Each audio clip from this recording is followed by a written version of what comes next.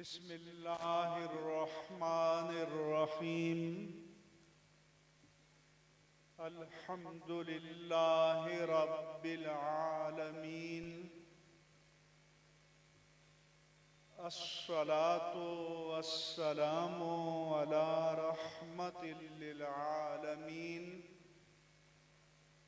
خاتم الانبیاء والمرسلین امام الاولین والآخرین سید الرسل والنبیین سیدنا ومولانا ومأوانا وملجانا محمد وعلى آلہ الطیبین الطاہرین وعلى صحابته الصديقين الصادقين وعلى كل من تبعهم بإحسان إلى يوم الدين وبعد. جامعۃ المصطفیٰ الرضویہ کے بانی و محتمم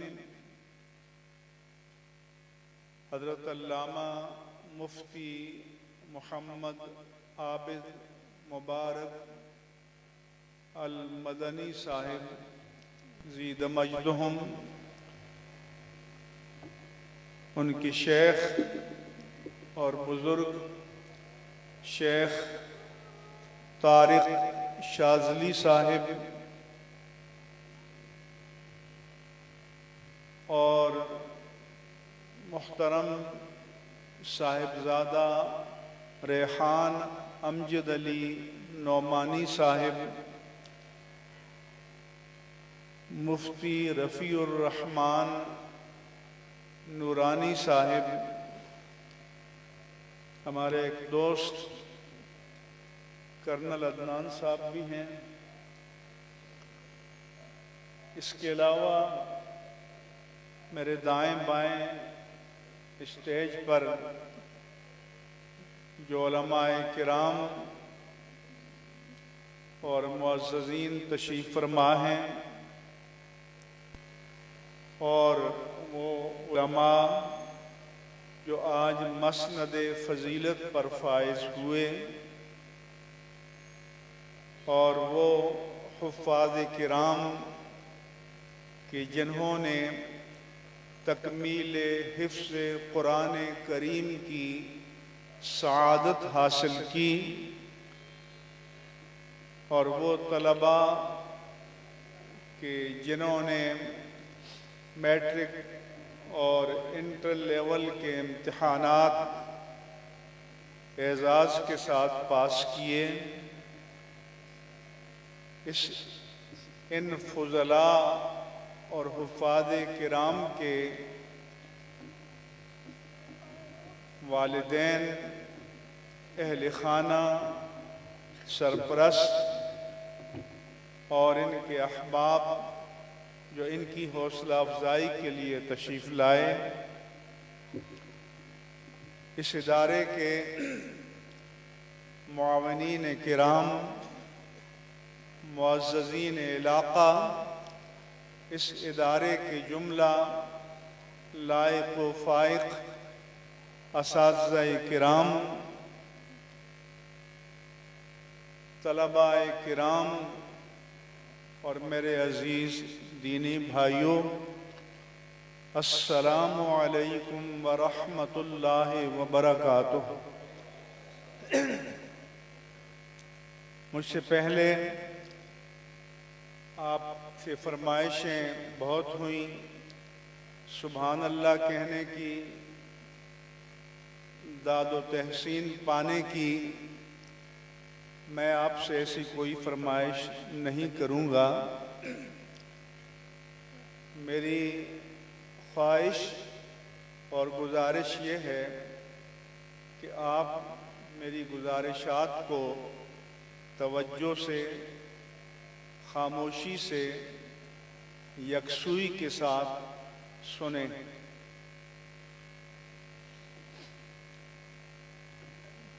پہلی بات تو یہ کہ ان اداروں کی ضرورت کیا ہے. تو ان اداروں کی ضرورت کو اللہ تبارک و تعالی نے قرآن کریم میں بیان فرمایا. ارشاد فرمایا سورہ توبہ میں وَمَا كَانَ الْمُؤْمِنُونَ لِيَنْفِرُوا كَافَّةً. اللہ فرماتا ہے کہ ایسا تو نہیں ہو سکتا کہ سارے کے سارے مومن اپنی صنعت، تجارت، معیشت، حرفت، زراعت، ملازمت اور دیگر مناصب کو چھوڑ دیں، کیونکہ زندگی کے یہ تمام شعبے بھی اپنی اپنی جگہ ضروری ہیں، ان کو بھی جاری و ساری رہنا چاہیے. تو جب سب اپنے آپ دین کے لیے نکل کھڑے نہیں ہو سکتے تو یا اللہ اس مسئلے کا حل کیا ہے؟ تو رب کائنات نے فرمایا فَلَوْلَا نَفَرَ مِن كُلِّ فِرْقَةٍ مِّنْهُمْ طَائِفَةٌ. تو پھر ایسا کیوں نہیں ہو جاتا؟ اللہ فرماتا ہے کہ ہر گروہ، ہر طبقے، ہر قبیلے، ہر برادری، ہر شہر، ہر قصبے، ہر علاقے سے ایک جماعت with all devotion and dedication، یعنی اپنے آپ کو پوری طرح سے وقف کر لیں دین کے لیے، فل ٹائم دین کے لیے اپنے آپ کو اسپیئر کر دیں. کیوں؟ لِيَتَفَقَّهُوا فِي الدِّينِ. اللہ نے یہ نہیں فرمایا تاکہ نعت خوان بن جائیں، قوال بن جائیں، صنعتکار بن جائیں. اللہ نے فرمایا کہ میرے دین کو ضرورت ہے اس بات کی کہ وہ دین کے فقیہ بن جائیں، وہ دین کے ایکسپرٹ بن جائیں، وہ دین کے ماہر بن جائیں. کیوں کہ یہ پورے معاشرے کا فرض کفایہ ہے. اگر سب دین کا علم حاصل کرنے سے لا تعلق ہو جائیں تو پورا معاشرہ مجرم قرار پائے گا. لیکن اگر اس معاشرے میں سے ایک خاص تعداد میں لوگ اپنے آپ کو دین کا اسپیشلسٹ، دین کا فقیہ، دین کا ماہر اور عالم بننے کے لیے ریزرو کر لیں تو یہ پورے معاشرے کا فرض کفایہ ادا کرتے ہیں. اور پورے معاشرے کی ذمہ داری ہے کہ ان کو دینی ضروریات سے بے نیاز کر دیں، اس کی ذمہ داری کو اپنے ذمے لے لیں. لِيُنذِرُوا قَوْمَهُمْ إِذَا رَجَعُوا إِلَيْهِمْ، تاکہ دین کے فقیہ، مفتی، مفسر، محدث، عالم بن کر جب واپس اپنے علاقے میں، قبیلے میں، برادری میں، شہر میں جائیں تو اپنی قوم کو اللہ کے عذاب سے ڈرائیں. وَلَعَلَّهُمْ يَحْذَرُونَ، تاکہ لوگ جہنم کا ایندھن بننے سے بچ جائیں. یہ حضرات یہ پورے معاشرے کے محسن ہیں جنہوں نے اپنے آپ کو دین کی تعلیم کے لیے وقف کیا، جنہوں نے اپنا کل وقت اللہ کے دین کے لیے دیا. کیونکہ یہ اسپیشلائزیشن کا زمانہ ہے، ہر شعبے کے اسپیشلسٹ موجود ہیں، تو اللہ نے فرمایا کہ دین کا بھی اسپیشلسٹ چاہیے. رسول اللہ صلی اللہ علیہ وآلہ وسلم نے فرمایا الناس معادن کمعادن الذہب والفضہ، کہ لوگوں کی مثال کانوں کی سی ہے، یہ جسم کے کان نہیں بلکہ منرلز، جہاں سے معدنیات نکلتی ہیں، کہیں سے سونا نکلتا ہے، کہیں سے چاندی نکلتی ہے، کہیں سے لوہا نکلتا ہے، کہیں سے ہیرے جواہرات نکلتے ہیں، کہیں سے کوئلہ نکلتا ہے۔ فرمایا کہ خیارہم فی الجاہلیت خیارہم فی الاسلام اذا فقہوا و فقہوا، کہ ان میں سے بہترین وہ ہیں کہ جن میں زمانہ جاہلیت میں کوئی ٹیلنٹ تھا، کوئی جوہر قابل تھا، وہ جب فقیہ بن گئے، عالم بن گئے، تو پورے معاشرے کا بہترین طبقہ قرار پائے۔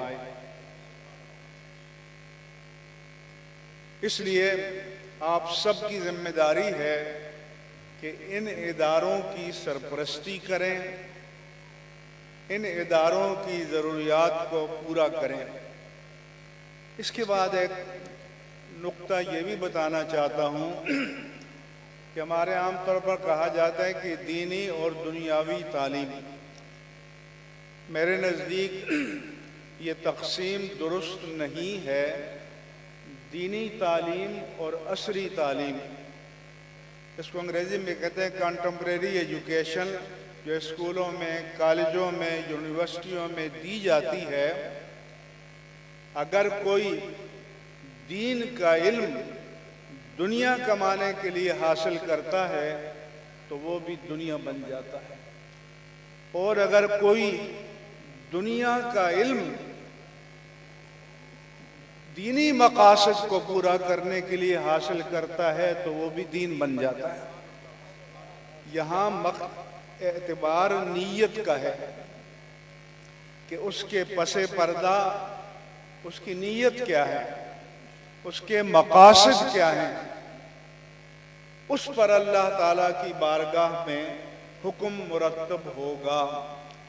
اس لیے حدیث پاک میں فرمایا کہ من طلب علما لیجاری بہ العلماء او لیماری بہ السفہاء او لیصرف وجوہ الناس الیہ ادخلہ اللہ النار، کہ جس نے دین کا علم اس لیے حاصل کیا کہ مناظرہ کر کے علماء پر اپنی برتری ثابت کرے، یا بیوقوف لوگوں کو کٹ حجتیوں میں مصروف کرے، یا لوگوں کی عقیدت کو اپنی جانب مائل کرے، تو یہ علم اسے جہنم میں لے جائے گا۔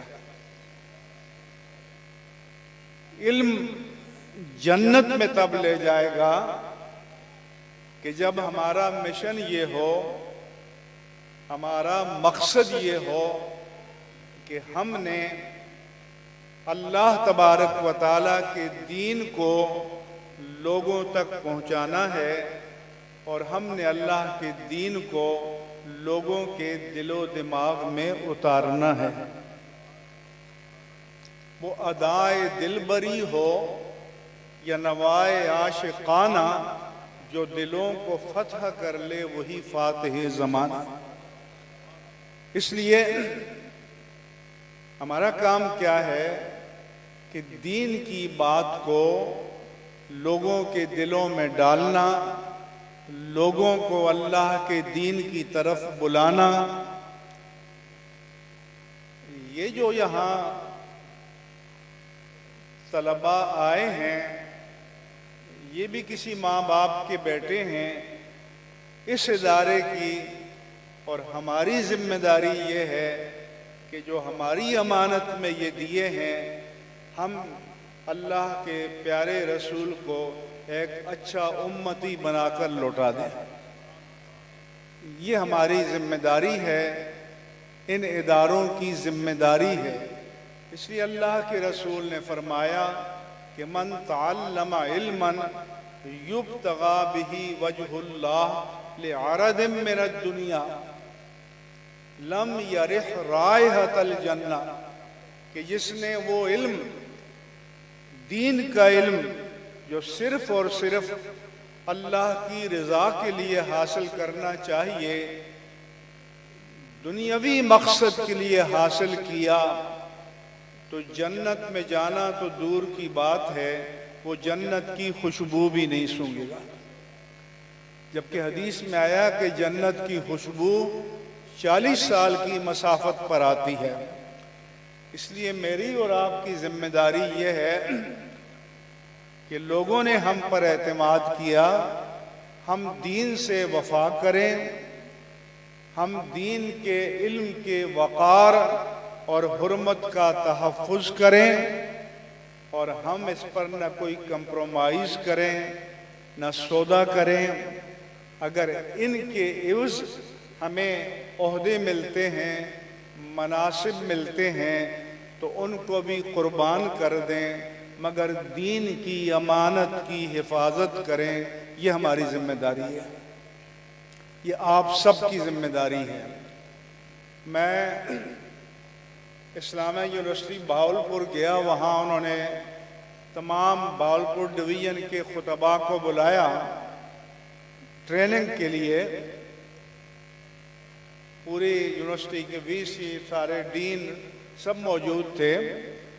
تو میں نے ان سے کہا، ان علماء سے، کہ میں نے ایک مارکیٹنگ ایکسپرٹ سے پوچھا جو اشتہار بناتے ہیں پروڈکٹ کے، جو آپ ٹی وی پر اخبارات میں دیکھتے ہیں، آڈیو ویژول، سمیع بصری، تو میں نے کہا آپ کی سائنس کیا ہوتی ہے؟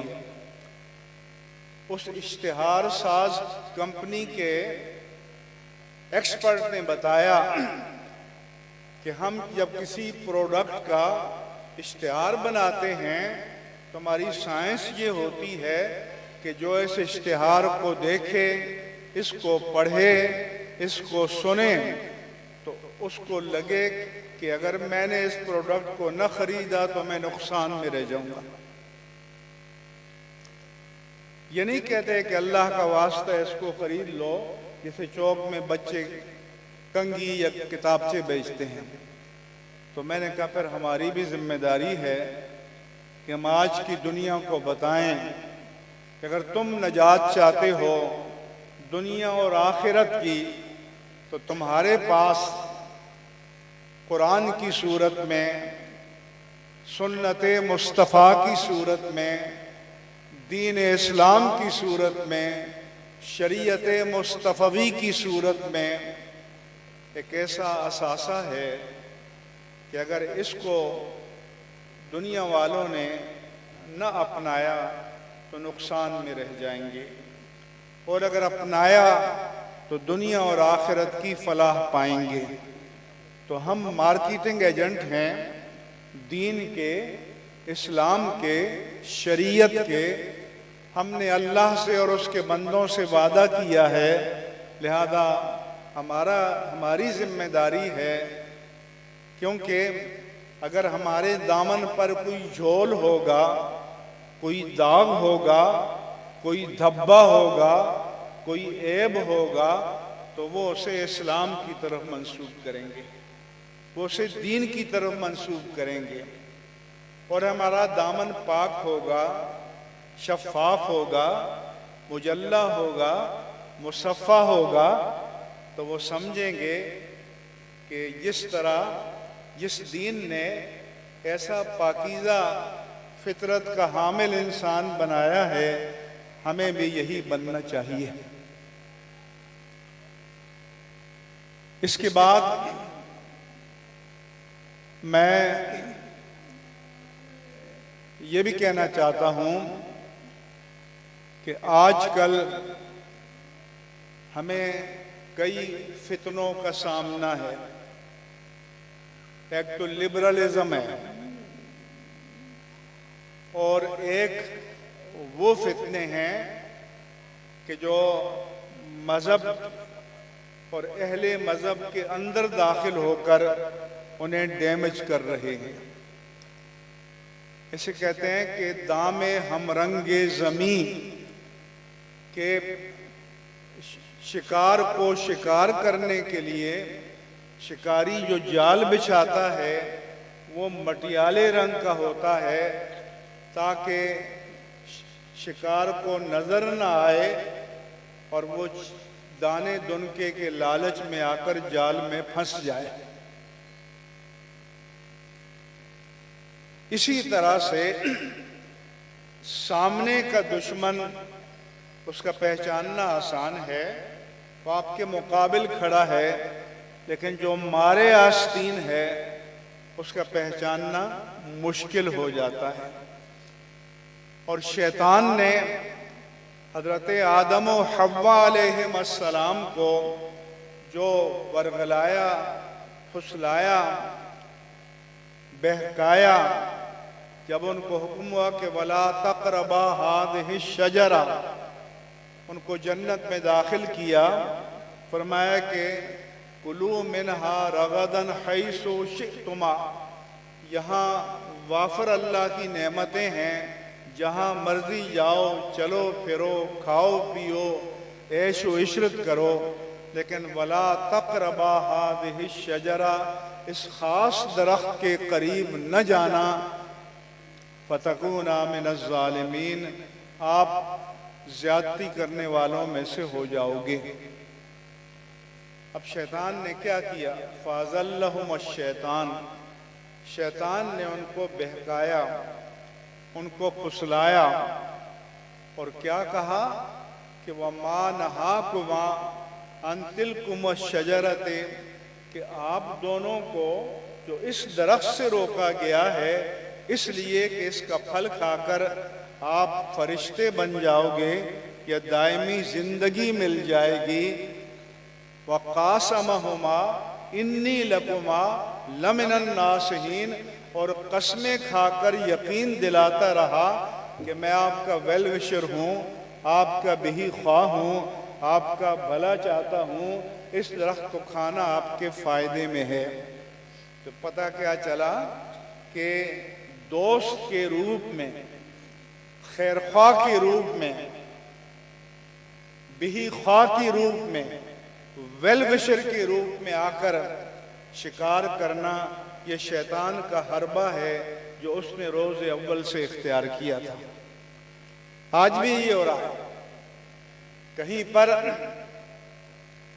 ناموس اہل بیت کے نام پر، کہیں ناموس صحابہ کے نام پر، کہیں کسی اور چیز کے نام پر، تو ہمیں دین کو توازن کے ساتھ لے کر چلنا ہے۔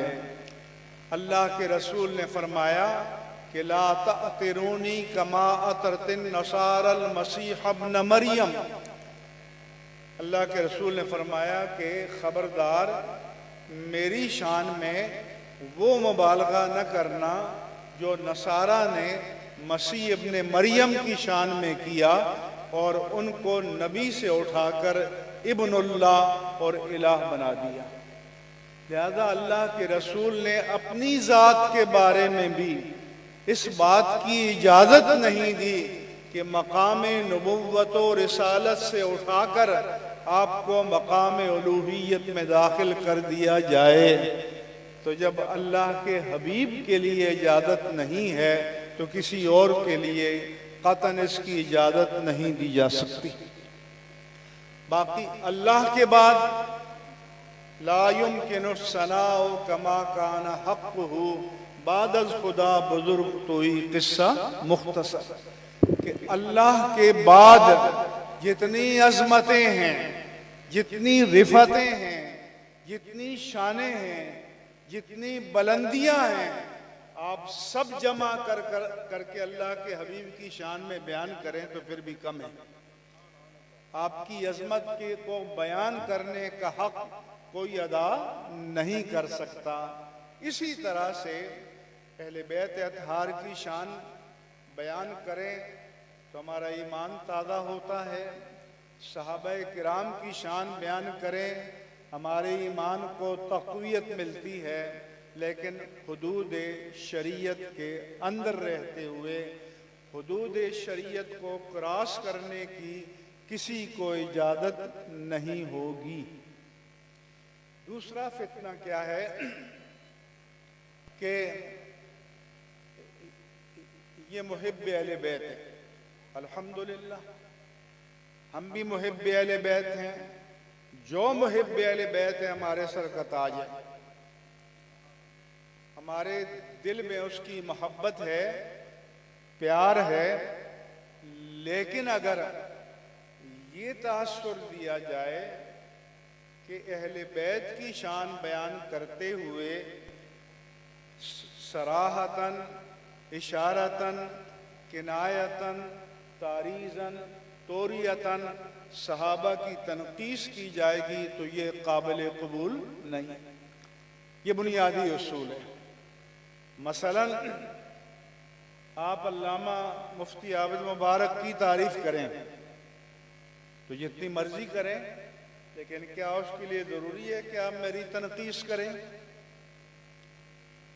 اس لیے اہل بیت کی شان بھی بیان کرو، اور یہ تاثر کہ یہ دونوں محبتیں جمع نہیں ہو سکتی، یہ فتنہ ہے۔ ہاں البتہ حضرت علی رضی اللہ عنہ نے فرمایا کہ لا یجتمع بغض ابی بکر وحب علی فی قلب واحد، کہ ابو بکر کا بغض اور علی کی محبت، یہ دونوں باتیں ایک دل میں جمع نہیں ہو سکتی۔ لہذا جو مبغض ابو بکر ہے وہ مبغض علی ہے، اور جو محب علی ہے وہ محب ابو بکر ہے۔ یہ سب محبتیں باہم جمع ہو سکتی ہیں۔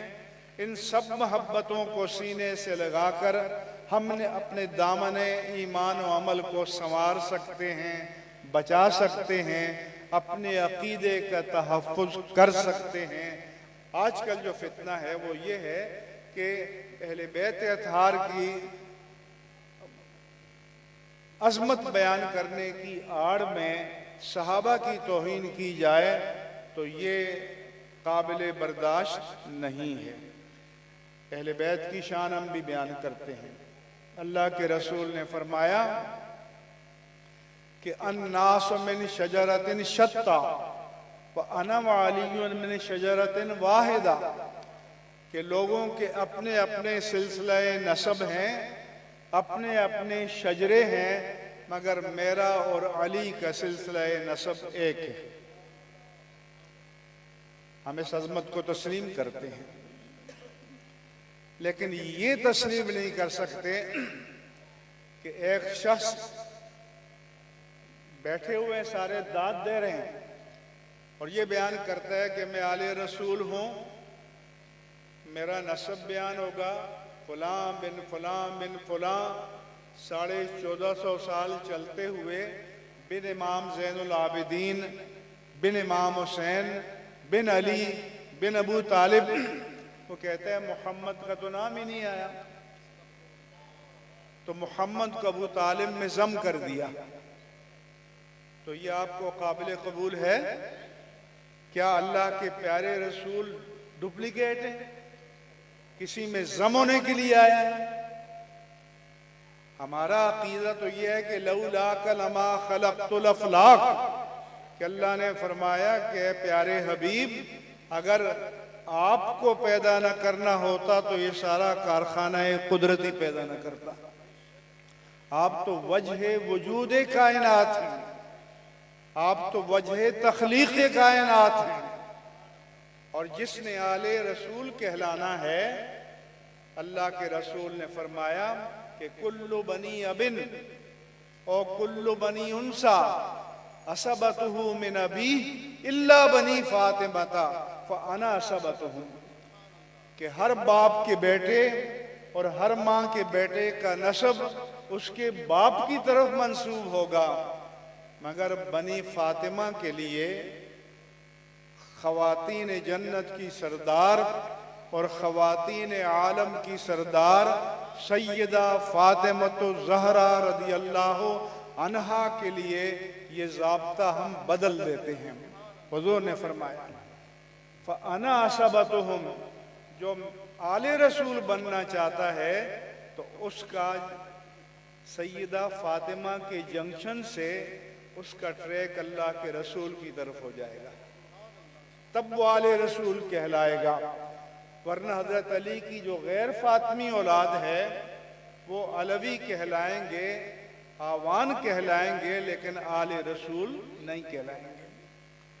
اس لیے جو اس طرح کی خرافات ہیں یہ کسی درجے میں قابل قبول نہیں ہیں۔ ابھی میں نے لکھا ہے اور کچھ اور باتیں بھی آپ کو بتانا چاہتا ہوں کہ کچھ فضائل لوگوں نے اپنے پاس سے گھڑ لیے ہیں۔ مثال کے طور پر یہ کر لیا ہے کہ حضور نے فرمایا کہ الفقر فخری، فقر میرا فخر ہے، فقر میرا فخر ہے۔ اچھا، علامہ اقبال نے بھی کہا سما الفقر فخری کا رہا شان عمارت میں، بآب و رنگ و خال و خط چہ حاجت روئے زیبارہ۔ حفیظ جالندری نے کہا اگرچہ فقر و فخری رتبہ ہے تیری قناعت کا، مگر قدموں تلے ہے فرے کسرائی و خاقانی۔ بہادر شاہ ظفر نے کہا کہ جس کو حضرت نے کہا الفقر فخری، اے ظفر فخر دین فخر جہاں پر وہ فقیری ختم ہے۔ یہ کوئی حدیث نہیں ہے۔ محدثین نے فرمایا کہ یہ کوئی حدیث، بولو، الفقر فخری کوئی حدیث نہیں ہے، بالکل نہیں ہے، یہ من گڑت ہے، یہ جعلی ہے۔ حافظ ابن حجر عسقلانی لکھتے ہیں اس حدیث کے بارے میں حافظ ابن تیمیہ سے پوچھا گیا تو انہوں نے کہا یہ جھوٹ ہے، مسلمانوں کے ذخیرہ روایات میں اس قسم کی کوئی چیز نہیں پائی جاتی۔ امام سغانی نے بھی اس کے موضوع ہونے کی تصدیق فرمائی ہے۔ پھر علامہ سخاوی، علامہ اجلونی، علامہ محمد طاہر پٹنی، ان سب نے اس روایت کو باطل و من گھڑت قرار دیا ہے۔ آپ کی سمجھ میں آ گیا؟ حضور نے تو یہ فرمایا کہ اللہم انی اعوذ بک من الفقر، اور ایک حدیث میں اللہم انی اعوذ بک من الفقر والکفر، کہ اللہ میں فقر سے تیری پناہ چاہتا ہوں۔ اس لیے البتہ دوسری حدیث اللہم احینی مسکینا وامتنی مسکینا واحشرنی فی زمرۃ المساکین، اے اللہ مجھے حالت مسکینی میں زندہ رکھ، اسی پر وفات عطا کر، اور مساکین کے زمرے میں میرا حشر فرما۔ لیکن یہاں مسکین فقر و افلاس کے معنی میں نہیں ہے، یہاں عجز و انکسار کے معنی میں ہے۔ اس لیے ائمہ دین نے کہا کہ نبی کو یا انبیاء کرام کو فقیر، غریب، یتیم، مسکین اور بیچارہ وغیرہ کے کلمات استعمال کرنا سخت ناجائز اور حرام ہے۔ جس میں بے توقیری، بے ادبی اور اہانت کا پہلو پایا جاتا ہو۔ چنانچہ امام اہل سنت امام احمد رضا خان قادری محدث بریلی رضی اللہ عنہ سے پوچھا گیا کہ ایک خطیب نے وعظ کے دوران نبی کریم صلی اللہ علیہ وسلم کے متعلق کہا آپ یتیم، غریب، بیچارے تھے۔ امام اہل سنت نے اس کے جواب میں نبی کریم کے جو اوصاف و کمالات اور خصائص و القابات ذکر فرمائے وہ آب زر سے لکھنے کے قابل ہیں۔ آپ نے فرمایا حضور اقدس قاسم النعم مالک الارض رقاب الامم، موتی، منم، قسم، سخی، قیم، ولی، والی، علی، علی، کاشف الکرب، تکلیفیں دور کرنے والے، رافع الرتب، درجے بلند کرنے والے، معین، کافی، حفیظ، وافی، شفیع شافی، عفو عافی، غفور جمیل، عزیز جلیل، وہاب کریم، غنی عظیم، خلیفہ مطلق حضرت رب، مالک الناس و دیان عرب، ولی الفضل، جلی الافضال، رفیع المثل، ممتنع الامثال، کہ جن کی ہم مثل کوئی بھی نہیں ہو سکتا، صلی اللہ علیہ وآلہ وسلم۔ فرمایا کہ آپ کی شان عرفہ و عالم الفاظ مذکورہ، یتیم، غریب، مسکین، بیچارہ کا اطلاق ناجائز و حرام ہے۔ پھر آپ نے متعدد کتب کے حوالہ جات کے ساتھ انبیاء کرام علیہ السلام لکھا کہ انبیاء کرام کو فقر سے موصوف نہ کیا جائے، یہ جائز نہیں کہ ہمارے آقا کو فقیر کہا جائے۔ رہا لوگوں کا الفقر و فخری، تو آپ سے مروی کہنا تو اس کی کوئی اصل نہیں ہے۔ امام بدر الدین زرکشی نے امام سبکی کی طرح یہ کہا ہے کہ یہ جائز نہیں ہے کہ آپ کو فقیر یا مسکین کہا جائے۔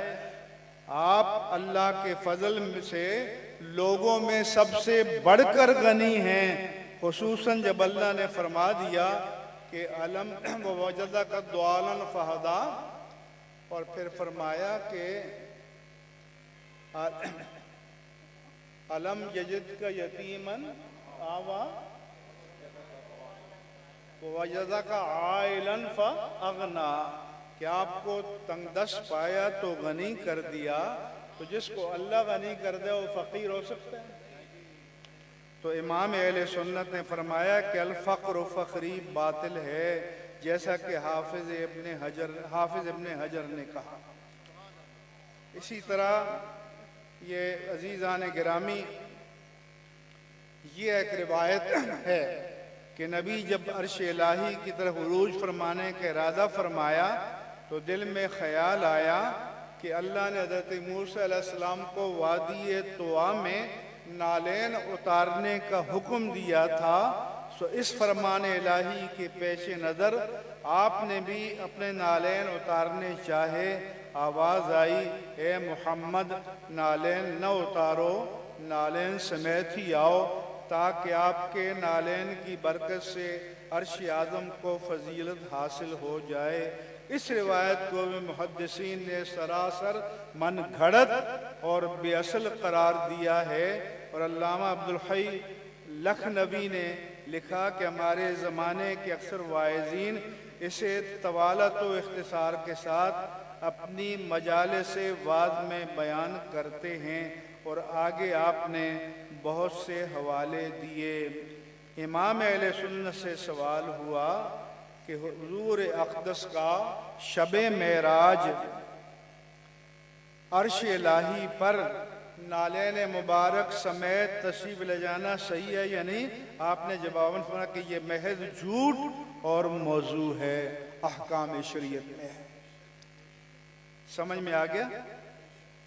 شارح بخاری علامہ شریف الحق امجدی لکھتے ہیں اس روایت کے جھوٹ اور موضوع ہونے کے لیے یہی کافی ہے کہ حدیث کی کسی معتبر کتاب میں یہ روایت مذکور نہیں ہے۔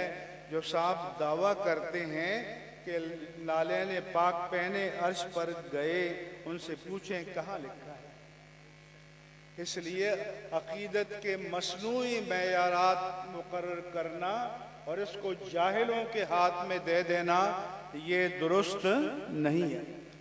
اسی طرح حضرت اویس قرنی کے بارے میں آپ کو پتہ ہے کہ لوگوں میں مشہور ہے کہ غزوہ احد میں جب ہمارے آقا و مولا صلی اللہ علیہ وسلم کے دندان مبارک ٹوٹ گئے، شہید ہو گئے، تو روایت میں ہے کہ ویسے قرنی کو جب پتہ چلا تو انہوں نے سوچا کہ نہیں معلوم کون سا دانت ہے، اپنے سارے دانت توڑ دیے۔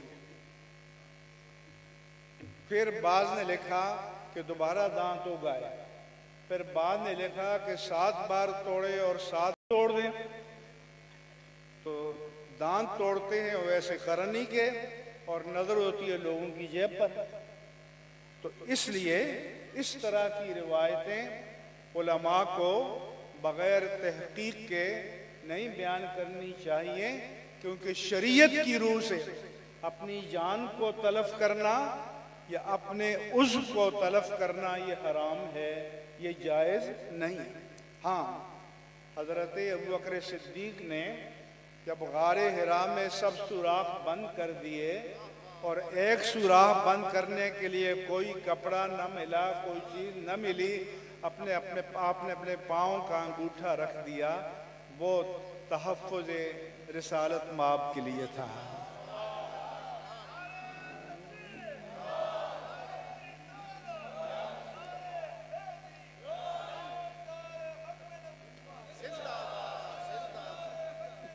چنانچہ آپ کو جب زہر کی تکلیف ہوئی، آپ کی آنسوں سے آنسو نکلے، لیکن چونکہ حضور آپ کے زانوں پر آرام فرما رہے تھے، آپ نے حرکت نہ کی۔ جب آپ کے آنسو ٹپک کر آقا کے چہرے پر گرے، آپ بیدار ہوئے، تو آپ کو پتہ چلا آپ نے جہاں سانپ نے کاٹا تھا وہاں لعاب دہن لگا دیا، تو اللہ نے شفا عطا فرما دی۔ یہی لعاب دہن جو غار ثور میں جناب صدیق اکبر کے انگوٹھے پر لگایا گیا، وہی لعاب دہن غزوہ خیبر کے موقع پر مولا علی کی آنکھوں میں لگایا گیا۔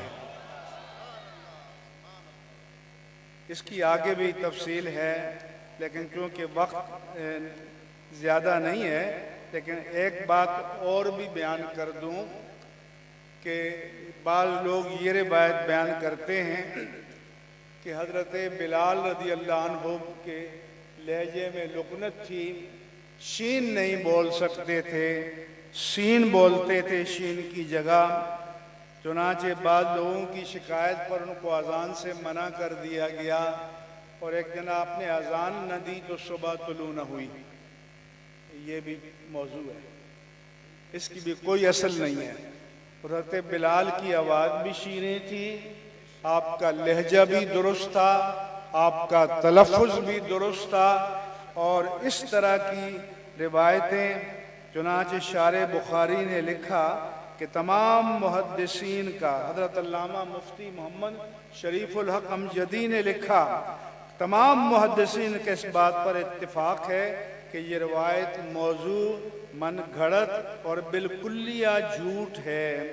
مزید لکھتے ہیں کہ مقررین نے ان کی زبان میں تتلا پن بتایا ہے، وہ بھی غلط ہے۔ ان کی آواز انتہائی شیریں، بلند اور دلکش تھی۔ تو اس لیے کہ لقد رضی اللہ عن المؤمنین اذ یبایعونک تحت الشجرہ، کہ اللہ ان مومنوں سے راضی ہو گیا کہ جو پیارے حبیب درخت کے نیچے حدیبیہ کے مقام پر آپ کے ہاتھ پر بیعت کر رہے تھے۔ تو ان ظالموں کے نزدیک اللہ کی رضا کی سند ملنا معمولی بات ہے، یہ کوئی کھیل تماشا ہے۔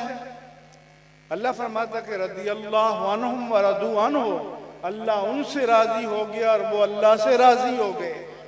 5 مقامات پر اللہ تعالیٰ نے یہ فرمایا، جن میں سے بعض مقامات صحابہ کے ساتھ خاص ہیں، اور بعض مقامات میں اہل ایمان، صالحین، اتقیاء، ازکیاء کے لیے یہ عموم ہے کہ رضی اللہ عنہم ورضوا عنہ ذالک لمن خشی ربہ۔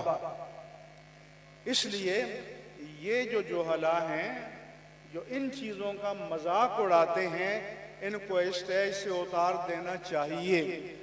اور علماء میں جرأت ہونی چاہیے، علماء میں حوصلہ ہونا چاہیے کہ وہ میدان میں کھڑے ہوں عقیدے کے دفاع کے لیے، دین کے دفاع کے لیے، مسلک حق اہل سنہ والجماع کے دفاع کے لیے، اور اس کے مقابل کسی کی پرواہ نہ کریں۔ کوئی پاپولر نعت خواں ہو، کوئی واعظ ہو، کوئی بے عمل اور بدعمل پیر ہو، اگر کسی کی بات خلاف شرع ہے تو وہ کسی بھی درجے میں قابل قبول اور قابل برداشت نہیں ہے۔ اس لیے میں تمام علماء جو اسٹیج پر ہیں، تمام علماء جو سامنے ہیں، آپ سب کو یہ بتانا چاہتا ہوں۔ ابھی میں کینیڈا گیا ٹورانٹو میں، وہاں بھی میں نے علماء کو متوجہ کیا۔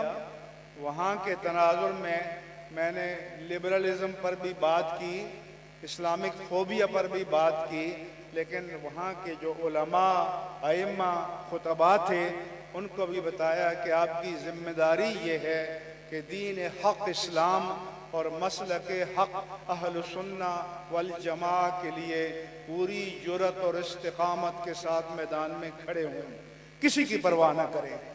اگر کوئی امام اہل سنت کا ماننے والا ہے تو آپ کو سے کسی نے کہا کہ حضور روز آپ کو خط آتے ہیں، اس زمانے میں پوسٹ کارڈ تھے، گالیاں لکھی ہوتی ہیں، آپ کی توہین کی جاتی ہے، آپ کے خلاف تقریریں کی جاتی ہیں، کس بیڑوں کے چھتے میں ہاتھ ڈال دیا؟ آپ نے فرمایا کہ میں خوش ہوں کہ جتنی دیر تک ان کی زبان مجھے گالی دینے میں، برا بھلا کہنے میں مشغول ہوگی، یا ان کا قلم مجھے برا بھلا کہنے میں مشغول ہوگا، کم از کم اتنی دیر تک تو ناموس مصطفیٰ ان سے محفوظ رہے گی۔ تو فرمایا کہ اگر میری ناموس مصطفیٰ کے لیے ڈھال بن جائے تو میرے لیے اس سے بڑا اعزاز اور کیا ہو سکتا ہے۔ اس لیے امام اہل سنت نے جرأت کے ساتھ اور استقامت کے ساتھ، اور آخری بات یہ کہتا ہوں کہ بعض لبرل یہ کہتے ہیں کہ دیکھیے جی، یہ آپ مسلمان ہو یا سنی ہو، تاثر یہ دیتے ہیں کہ اسلام اور سنیت یہ ایک دوسرے کی ضد ہے۔ یہ بھی دھوکہ ہے، فریب ہے، فراڈ ہے۔ اہل سنہ والجماع یہ اسلام کی ضد نہیں ہے، یہ اسلام کے مقابل نہیں ہے۔ یہ قرن اول سے چلے آ رہے ہیں کہ جب اللہ کے رسول نے فرمایا کہ پچھلی امتیں فرقوں میں بٹ گئیں، میری امت بھی فرقوں میں بٹ جائے گی، تو آپ سے پوچھا گیا کہ فرقہ ناجیہ کون سا ہوگا؟ آپ نے فرمایا کہ ما انا علیہ و اصحابی، وہ ہوگا جو اس طریق پر چلے جس پر میں چلا ہوں اور میرے اصحاب چلے ہیں۔ جس پر آپ چلے یہ سنت ہے۔ سنت کے معنی ہی یہ ہیں کہ طریقۃ المسلوکۃ فی الدین، کہ اللہ کے رسول نے دین کے شعار کے طور پر جو طریق امت کے لیے رائج کیا، اور اصحاب یہ پاکیزہ نفوس کی پہلی جماعت تھی۔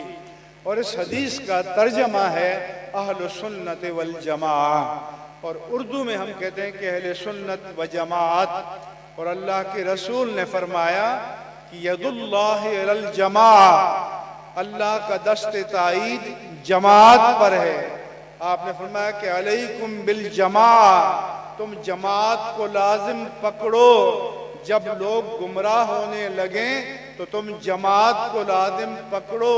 اتبعوا السواد الاعظم، تم مین اسٹریم کے ساتھ، سواد اعظم کے ساتھ مل کر چلو۔ کیوں کہ فَإِنَّ لِلْإِنسَانِ ذِئْبٌ كَذِئْبِ الْغَنَمِ، کہ جس طرح بکریوں کو بھیڑیا شکار کرتا ہے، اِنَّ الشَّيْطَانَ لِلْإِنسَانِ ذِئْبٌ، شیطان بھی بھیڑیے کے طرح شکار کرتا ہے۔ تو بھیڑیا بکریوں کو کیسے شکار کرتا ہے؟ یَأْكُلُ الشَّاةَ الْقَاسِيَةَ अविन नाहियता, कि जो बकरी या भेड़ रेवड़ से दूर चली जाती है, रेवड़ से जानिब हट जाती है, भेड़िया उसको शिकार कर लेता है। बल्कि अगर आपने एनिमल प्लेनेट देखा हो, मैं कभी कभी देखता हूँ, तो उसमें शेर, बड़े बड़े सांड, अगर उस सांड का पाँव उस शेर के पेट पर आ जाए तो उसकी कचूमर निकल जाए, ताकत में बड़ा है। लेकिन वो प्लानिंग करते हैं और फिर किसी एक को रेवड़ से हटाते हैं और फिर उसको अटैक करके शिकार कर लेते हैं। लिहाजा हमें और आपको मेन स्ट्रीम के साथ, मरकजी दायरे के साथ, अहले सुन्नत वल जमाआ के साथ चलना है। अहले सुन्नत व जमाअत ये इस्लाम का के मुकाबिल नहीं है, ये इस्लाम की जिद नहीं है, ये इस्लाम के ताबे है। और इस्लाम का ट्रू इंटरप्रिटेशन या इस्लाम की सही ताबीर है, और ये ताबीर किसी और ने नहीं बल्कि ताजदार कायनात ने खुद बयान फरमाई है। इसलिए इस तरह के सारे जो चालें हैं, साजिशें हैं, उनमें भी आपको नहीं आना। इस्तिकामत के साथ अपने दीन पर और अपने मसलक पर आपको कायम रहना है, और जो फितने नफूज कर रहे हैं उन सुराखों को बंद करना है। और अल्हम्दुलिल्लाह अला एहसान ही कि अब उलमाए अहले सुन्नत में, खुतबा में जान पड़ गई है, हिम्मत पैदा हो गई है। अब अभी शाह साहब को सुन रहे थे, अब ये सब मुजाहिदीन मिल्लत हैं, और इन सब को मैं कहता हूँ कि आप मुजाहिद बनकर मैदान अमल में आएँ और हक़ की राह में कोई भी दीवार आए उसको ढा दें, उसको गिरा दें। दीन हक़ इस्लाम और मसलक हक़ अहले सुन्नत व जमाअत पर न कोई मुफाहमत होगी, न कोई कंप्रोमाइज़ होगा, न कोई सौदाबाजी होगी, न कोई लेन देन होगा। इंशाअल्लाह ताला इसी अक़ीदा-ए हक़्क़ा पर हम ज़िंदगी गुजारेंगे, इसी पर हमें मौत चाहिए, इसी पर हमें हशर चाहिए। अल्लाह हम सब को नसीब फरमाए। वमा अलैया इल्लल बलागुल मुबीन। जो टाइम बताया था हज़रत ने वो पूरा हो गया।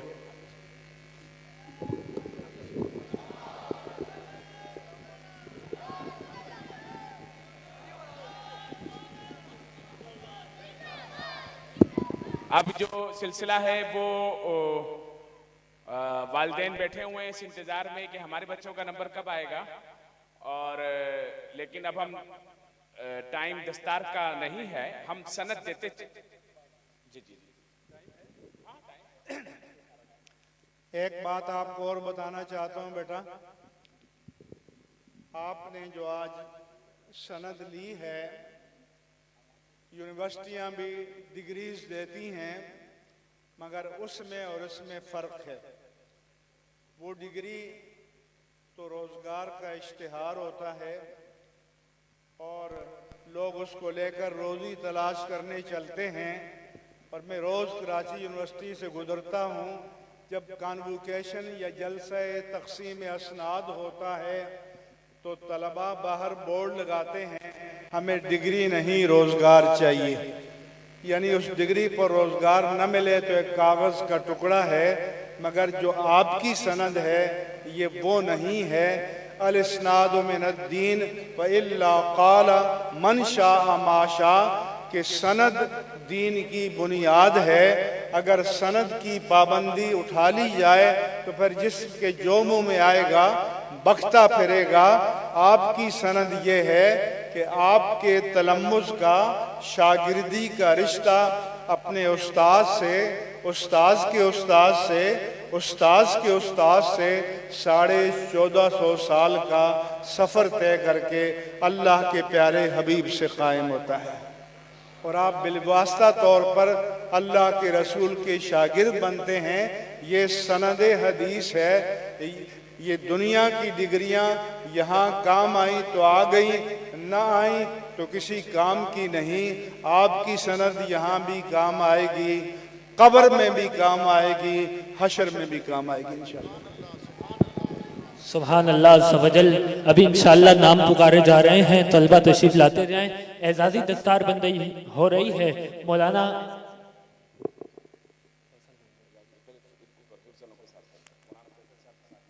محمد عدنان بن محمد شکیل، محمد وقاص، طارق جاوید، محمد نعمان شاہ، محمد نعمان شاہ، محمد حمزہ۔ سبحان اللہ کی صدا بلند کرتے جائیں، طلبہ کی حوصلہ افزائی کرتے جائیں۔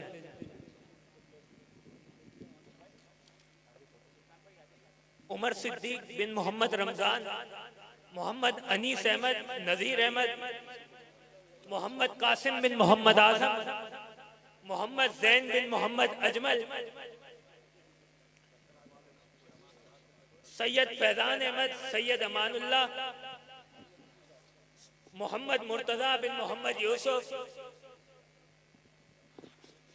محمد شکیل بن محمد ناصر،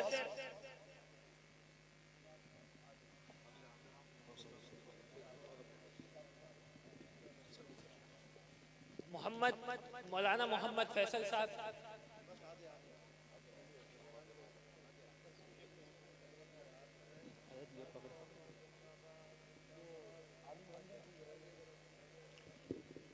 محمد حسان بن محمد صابر، محمد محسن بن محمد حسن،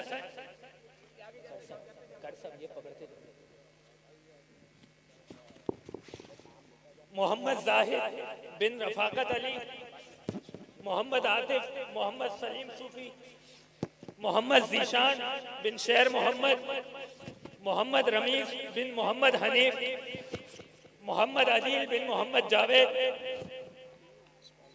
سبحان اللہ، سبحان اللہ۔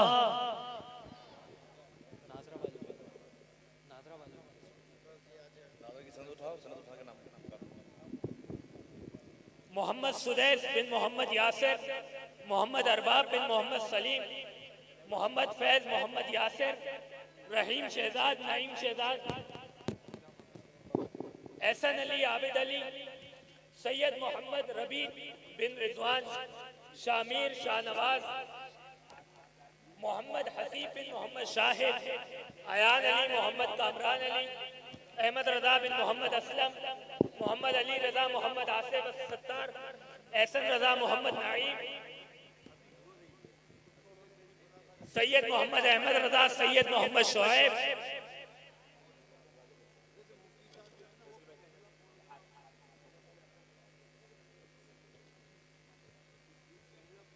محمد عواب لیاقت علی، محمد احمد محمد آصف ستار، محمد زبیر علی داد،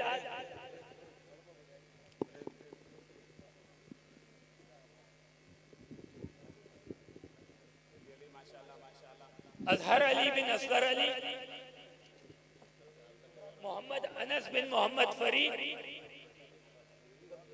انیس بن فرید،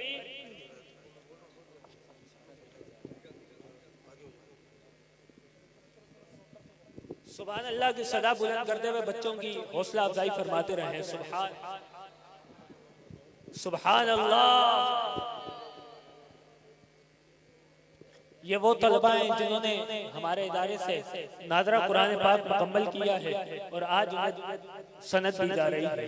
سبحان اللہ۔ سعد محمد اویس، محمد اسلم، محمد احمد محمد لیاقت علی، محمد عمیر عبد الکریم،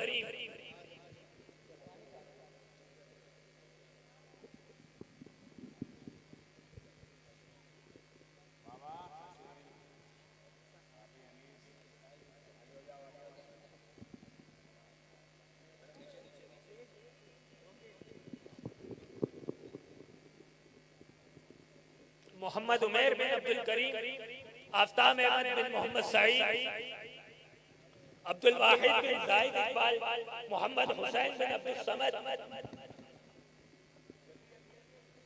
محمد عبد الرحمن بن محمد سلیم، سبحان اللہ،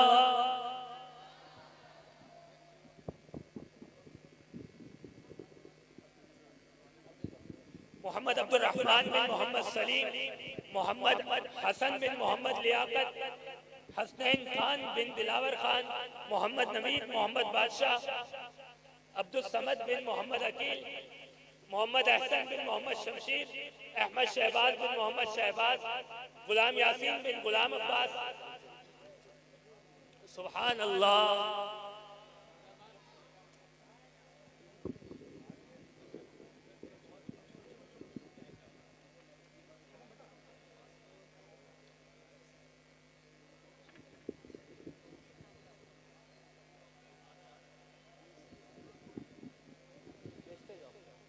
محمد اریان بن محمد اشرف، محمد رضا بن محمد اسلم،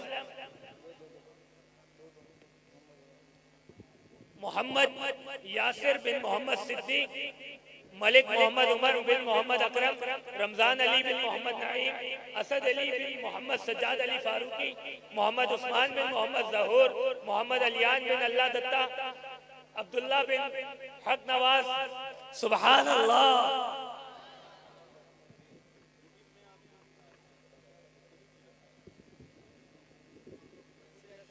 عبداللہ بن حق نواز، عبد الرحیم خان بن شوکت، عبد الرحمن بن ریاست علی، محمد فضل خان بن قاری لیاقت علی خان شہید، علی رضا بن محمد ناصر، محمد احمد رضا بن محمد شاہد، عبد الفہد بن محمد عقیل، محمد ریحان علی بن محمد نعیم، راؤ محمد بلال بن محمد ساجد، محمد حسن بن ابو بکر صدیقی، اویس علی بن محمد سلیم،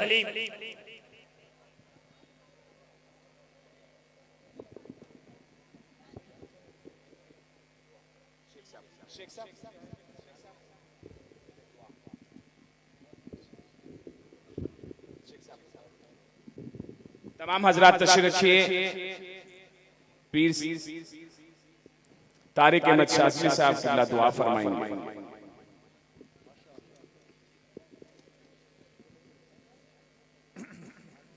بسم اللہ الرحمن الرحیم. اللہم صلی علی سیدنا و مولانا محمد النبی الأمی معادن الجود والکرم والآلہ وبارک وسلم وصلو علیہ. یا الہ العالمین، یا رب العالمین، یا ارحم الراحمین، اپنے حبیب صلی اللہ علیہ وسلم کے صدقہ طفیل میں ہماری دعاؤں کو اپنی بارگاہ میں قبول فرما.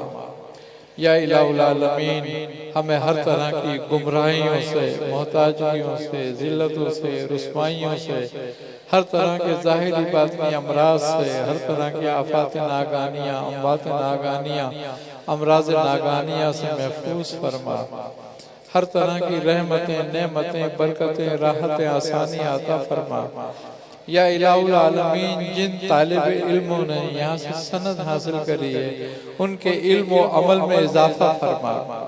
یا الہ العالمین، ان علماء کو صحیح اسلام اور اہل سنت والجماعت عقیدے کی ترجمانی کی توفیق عطا فرما. یا الہ العالمین، اپنے حبیب صلی اللہ علیہ وسلم کے صدقہ طفیل میں اس محفل کو منعقد کرنے والے اور اس اداروں کو قائم رکھنے والوں کو خیر و عافیت عطا فرما. ان کے لیے ہر طرح کی آسانی عطا فرما. یا الہ العالمین، اپنے حبیب صلی اللہ علیہ وسلم کے صدقہ طفیل میں ہمارے تمام اکابر اہل سنت علماء کی حفاظت فرما. ان کو خیر و عافیت بالخیر کی طویل زندگی عطا فرما. یا الہ العالمین، اپنے حبیب صلی اللہ علیہ وسلم کے صدقہ طفیل میں اس محفل کو سجانے میں جن لوگوں نے جس طرح سے بھی حصہ لیا ہو ان کو اپنی بارگاہ میں اس حصے کو قبول فرما اور ان کو اس کی نعمت اور رحمت اور فضل و کرم سے مستفیض فرما. یا الہ العالمین، اپنے حبیب صلی اللہ علیہ وسلم کے صدقہ طفیل میں جناب عابد مبارک شاہ صاحب کو صحت کاملہ عاجلہ عطا فرما اور ان کو اس طرح کی اور محافل منعقد کرنے کی توفیق عطا فرما. یا الہ العالمین یہ جو ادارہ چلا رہے ہیں اور جو ادارہ چل رہا ہے اس میں دن رات ترقی عطا فرما۔ یا الہ العالمین ہم لوگوں کے دلوں میں رسول خدا صلی اللہ علیہ وسلم کی صحیح محبت عطا فرما۔ یا الہ العالمین اپنے حبیب صلی اللہ علیہ وسلم کے صدقہ طفیل میں ہم سب کے کبیرہ صغیرہ گناہوں کو معاف فرما۔ یا الہ العالمین اپنے حبیب صلی اللہ علیہ وسلم کے صدقہ طفیل میں ہمارا خاتمہ بالخیر فرما۔ ربنا تقبل منا انك انت السميع العليم وتب علينا انك انت التواب الرحيم صلی اللہ تعالی علی خیر خلقہ نور عرشہ زینت فرشہ قاسم رزقہ محمد وعلی آلہ واصحابہ اجمعین برحمتک یا ارحم الراحمین برک لا الہ الا اللہ محمد۔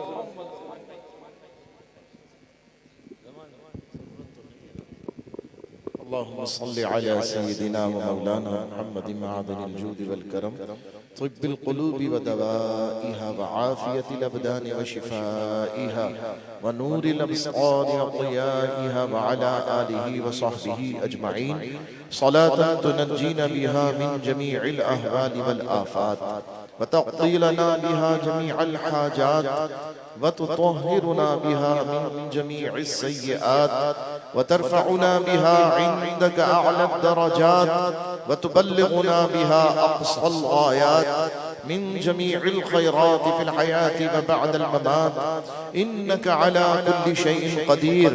اے اللہ اپنے فضل و کرم سے اس مبارک محفل کو شرف قبولیت عطا فرما اور حضرت خلیفہ حضور تاج الشریعہ شیخ الحدیث مفتی اہل سنت مجاہد ملت مفتی محمد عابد مبارک اختر القادری صاحب قبلہ دامت برکاتہم العالیہ اور ان کی اہلیہ محترمہ عالمہ فاضلہ نے جو یہ محنت اور یہ عظیم الشان کاوش سجائی ہے، الہی اپنے فضل سے ان تمام کو اس کا بہترین اجر عطا فرما۔ مولا کریم جس طرح تیرے فضل سے تیری محبوب علیہ السلام کی رحمت کاملہ سے یہ بہترین علم کا ایک گہوارہ بن چکا ہے، مرکز بن چکا ہے، بالخصوص خواتین اور ہماری بچیوں کی علم کی یہ ایک بہترین کاوش ہے اور اس کا مرکز ہے۔ اللہ تبارک و تعالی یہاں سے طلباء اور طالبات کو علم دین کی برکتوں سے مالا مال فرمائے۔ مفتی صاحب قبلہ کی معاونت کرنے والے تمام معاونین کو دارین کی برکتیں عطا فرمائے اور مفتی صاحب قبلہ کے مشن میں انہیں کامیابی اور کامرانی نصیب فرمائے۔ الہی ان کے اہل خانہ کی خیر ہو، ان کے بچوں کی خیر ہو۔ مولا اپنے فضل سے مفتی صاحب کو ان کا صحیح جانشین عطا فرما۔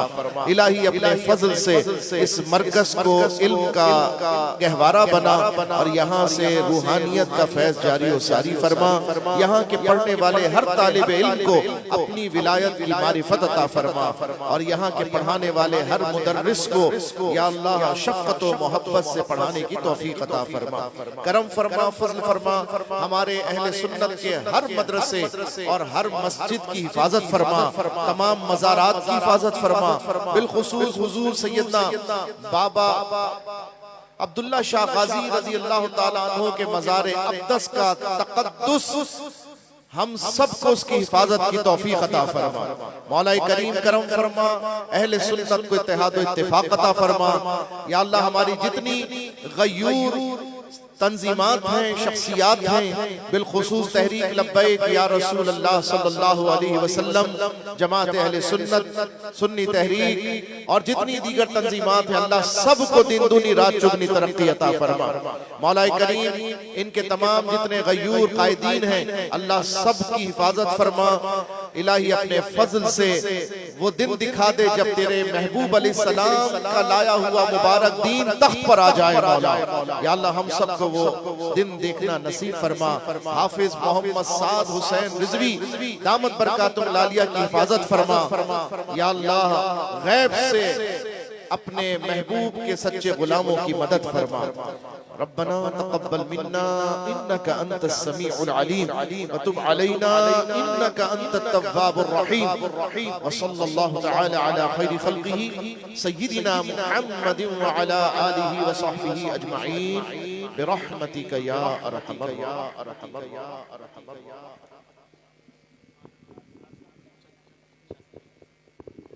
مصطفیٰ جان رحمت پہ لاکھوں سلام، شمع بز میں ہدایت پہ لاکھوں سلام، فتح باب نبوت پہ بے حد درود، ختم دور رسالت پہ لاکھوں سلام، جس سوہانی گھڑی چمکا طیبہ کا چاند، اس دل افروز ساعت پہ لاکھوں سلام، غوث اعظم امام التقیٰ